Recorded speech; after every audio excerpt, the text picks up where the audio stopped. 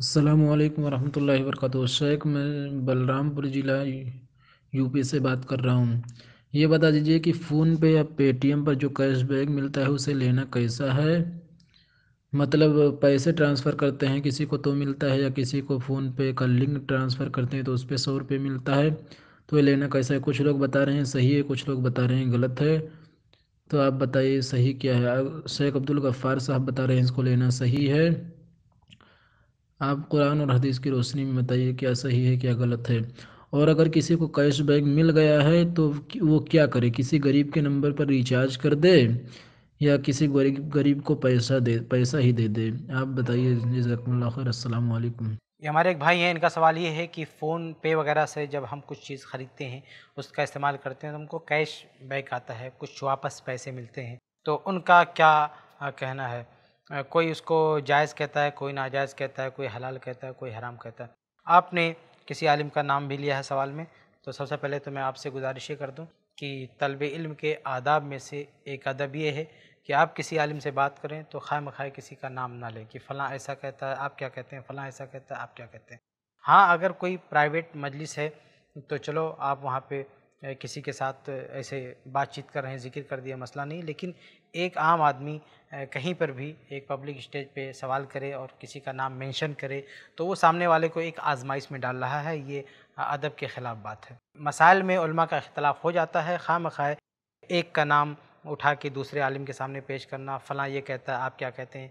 तो ये बेहतर बात नहीं, ये अच्छी बात नहीं। तो इस तरह का काम नहीं करना चाहिए। आपके ज़हन में जो भी सवाल है, सिर्फ़ अपना सवाल हमारे सामने रखें और जवाब सुनें। वो जवाब अगर आपके लिए इत्मीनान बख्श है तो ठीक है, नहीं तो आप किसी और से भी पूछ सकते हैं, कोई मसला नहीं है। लेकिन हर एक आलिम के पास जाकर दूसरों का नाम ज़िक्र करना, ये मुनासिब नहीं है।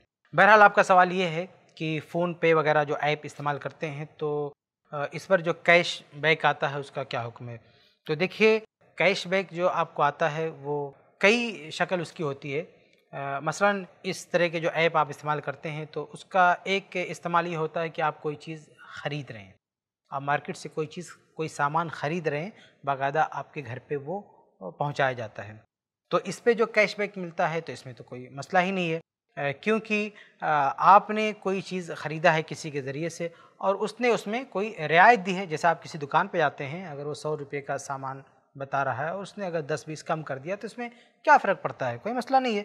तो अगर वो आप कम करवा ले जाएँ या आपकी तरफ से कोई और कम करवा ले जाए, तो इसकी वजह से अगर कोई रियायत आपको रिटर्न मिलती है, कोई फ़ायदा आपको मिलता है, तो इसमें कोई हर्ज की बात नहीं है।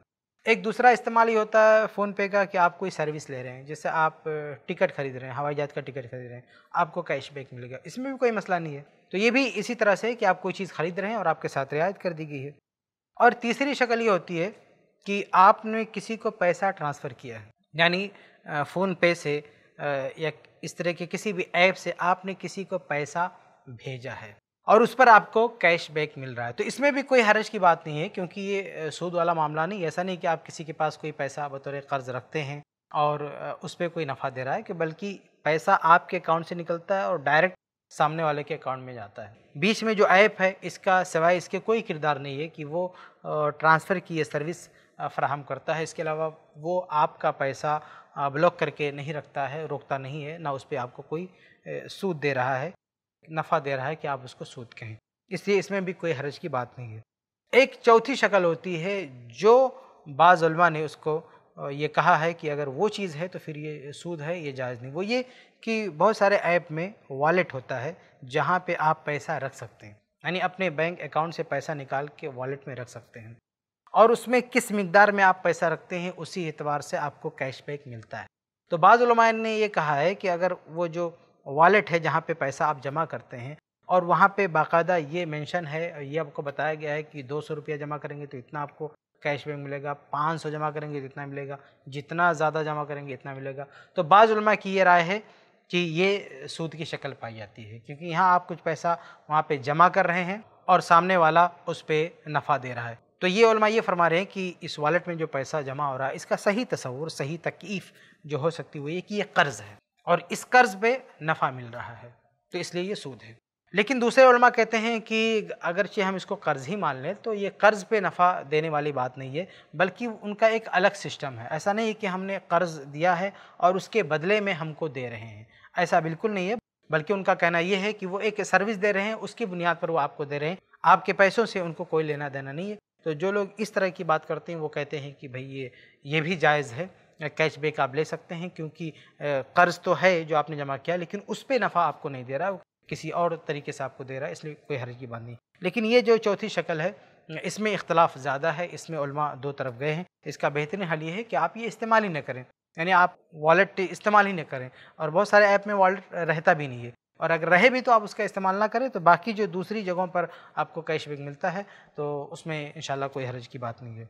तो ये हमारा जवाब है आपके इस सवाल पर। उम्मीद है कि आपको जवाब मिल चुका होगा। ऐसे ही और वीडियोस बनाने में हमारी मदद करें। iPlus TV को जरूर डोनेट करें।